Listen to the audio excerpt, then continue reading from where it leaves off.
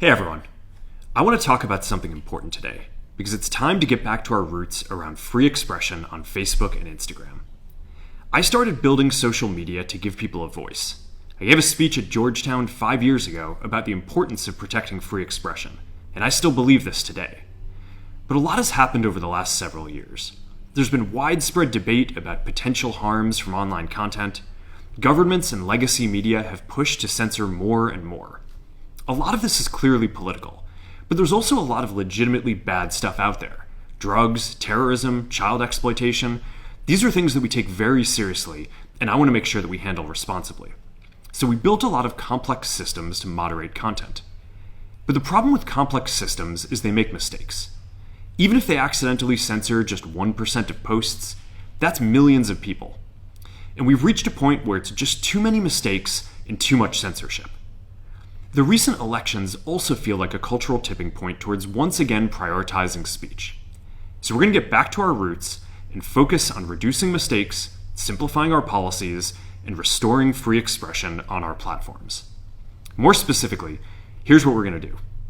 First, we're going to get rid of fact checkers and replace them with community notes similar to X, starting in the US. After Trump first got elected in 2016, the legacy media wrote non-stop about how misinformation was a threat to democracy. We tried in good faith to address those concerns without becoming the arbiters of truth.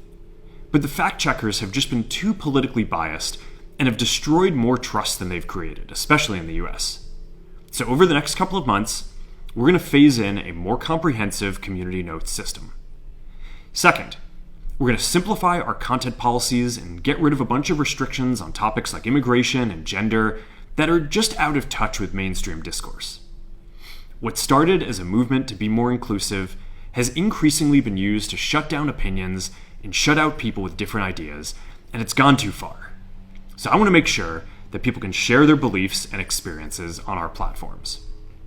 Third, we're changing how we enforce our policies to reduce the mistakes that account for the vast majority of censorship on our platforms. We used to have filters that scanned for any policy violation.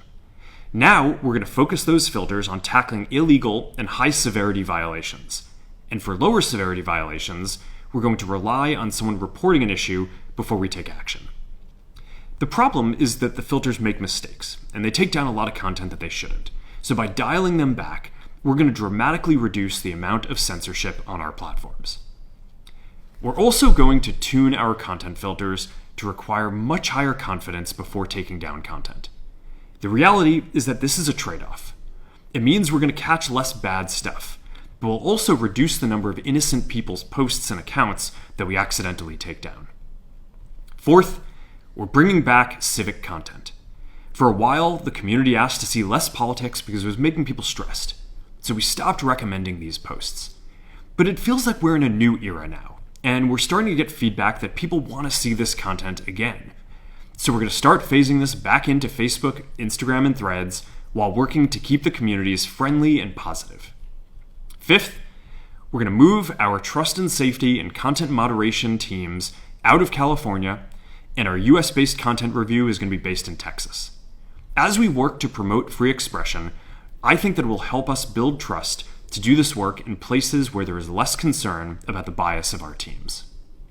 Finally, we're going to work with President Trump to push back on governments around the world that are going after American companies and pushing to censor more. The US has the strongest constitutional protections for free expression in the world.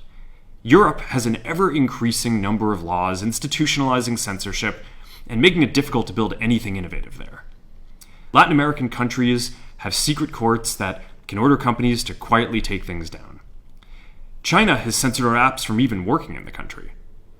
The only way that we can push back on this global trend is with the support of the US government.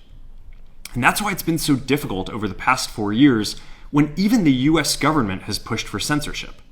By going after us and other American companies, it has emboldened other governments to go even further.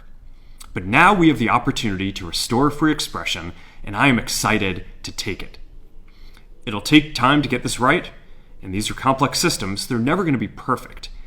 There's also a lot of illegal stuff that we still need to work very hard to remove.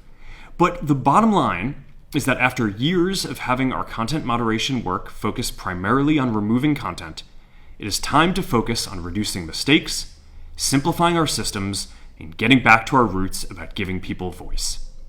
I'm looking forward to this next chapter. Stay good out there, and more to come soon.